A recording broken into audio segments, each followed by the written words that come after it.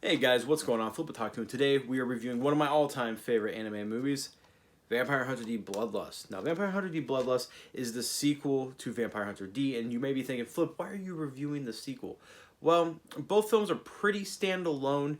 You can jump in on this without seeing anything of the prior franchise, and you would be perfectly fine. And honestly, as much as I adore the original, Bloodlust holds up so much better in 2019. Now, Vampire Hunter D Bloodlust was created by Studio Madhouse, and if you guys know who that is, they are the geniuses behind the One Punch Man anime, Red Line, and one of my all-time favorites, Ninja Scroll. And speaking of Ninja Scroll, it's directed by the same guy, Yoshiaki Kawajiri. And if you are a fan of Ninja Scroll, you know that Kawajiri has an eye for amazing fight scenes, and you get those plenty here. Now, Vampire Hunter D is a franchise that started out as a light novel series by Hideyuki Kiguchi with original illustrations by Amano, who's one of my all-time favorite illustrators. Dark Horse put out a book about his biography, about his life, which I have right there. If you have the money to spare, pick it up. His story, his life is just so fascinating, and the way he does his artwork is just gorgeous. Nothing looks like his. But anyways, Vampire Hunter D Bloodlust follows our main character, D.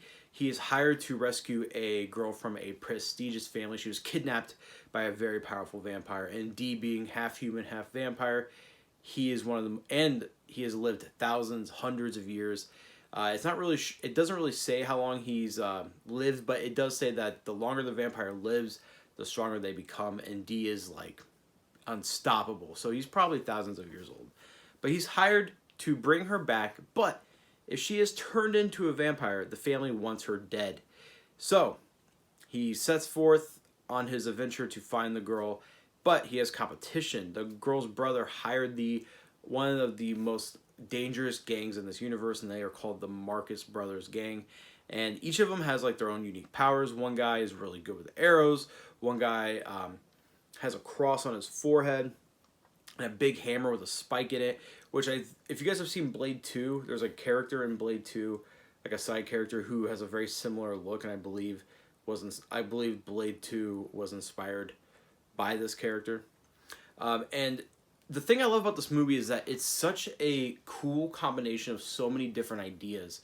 You have really high fantasy ideas, gothic ideas, almost Lovecraftian ideas, and then you also got steampunk ideas, because this is a post-apocalyptic setting where vampires are all over the world, and it's just a crazy, unique blend of so many different ideas, and it works. When you hear all that on paper, it doesn't sound like it's going to be as cohesive as it is, but this world feels natural, and it feels lived in, which is something that I did not expect.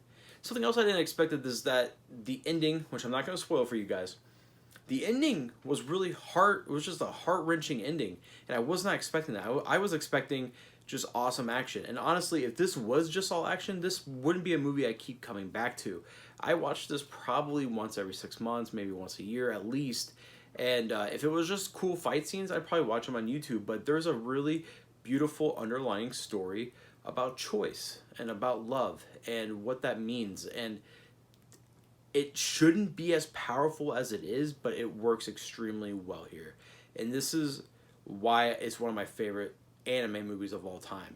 It just, everything works. The action scenes are gorgeous. There's this really amazing scene where one of the Marcus brothers shoots off a arrow, and it follows the arrow all through this graveyard field, and D catches it with his bare hand. And that shot is just so well done. It's one of the only 3D animated shots in the entire film. Most of it is hand animated by the talented people at Studio Madhouse. I'm telling you guys, if you guys have seen anything by Madhouse, even lately they've been putting out some stuff that I'm not really interested in, but their animation is still great. This was Madhouse at their peak, at their prime, and it's just such a beautiful movie. Just a forewarning. The Blu-ray release, which is put out by Discotech, one of my favorite publishers of anime, only has the English audio. So if you're a stickler for Japanese dubs, Japanese audio, I don't know why they could only get the rights for the English ones, but they could just get the rights for the English one. But the English voice cast is done very well. It is very 90s, it is very late 90s, early 2000s, it's cheesy at moments, but you got some pretty good voice actors in there, like John DiMaggio of Marcus Phoenix from Gears of War fame, and also Bender from Futurama. But, guys, this is one of the most amazing, and this is probably my favorite vampire movie of all time. It beats out From Dusk Till Dawn, it beats out Lost Boys, it beats out Twilight, but it's just one of the best vampire stories ever, like ever told. And this makes me want to pick up the light novels, and sadly some of them are out of print. They are published by Dark Horse. So this definitely makes me want to pick up the light novels and dive into this world more, because I'm so fascinated by it. And I do keep coming back to the one movie. I have the original Vampire Hunter D, and I like it, but it's not something I can just keep coming back to. This is comfort food, you know, and not in a bad way. You know, this is something that, like, I'll grab popcorn or just kick back and I'm like playing a game on my phone and I have this on, but then towards the middle and then to the end, the relationships that build during these really intimate scenes and the underlying themes that are there suck me back in, and I'm all eyes and all ears. But anyways, guys, I'm Flip Otaku. This gets my highest recommendation. This is a 10 out of 10. This is one of the best animated movies of all time, and one of my favorite movies of all time, period. And I want to hear what you guys think. Have you guys seen this? Are you guys going to watch it? I highly recommend it. You can pick up the Blu-ray for pretty cheap. I know Right Stuff is doing their 32-bit sale right now, so I believe this is like maybe $15. Highly recommend getting it at that price, or at any price. This is a phenomenal movie. But what's coming up next, guys? I'm not really sure. I'm probably going to review Dementia 21, which is a manga by Kago.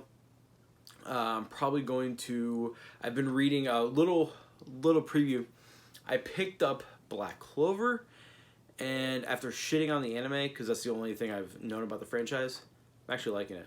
It's actually pretty fun. And once you get past the first couple of volumes, Black Clover is a blast, and it's doing things that I didn't think it could do, and I think it's awesome. But anyways, I'll be doing manga first impressions on that eventually, but try to shoot for 2 videos this week. But anyways, guys, sorry about the rambling.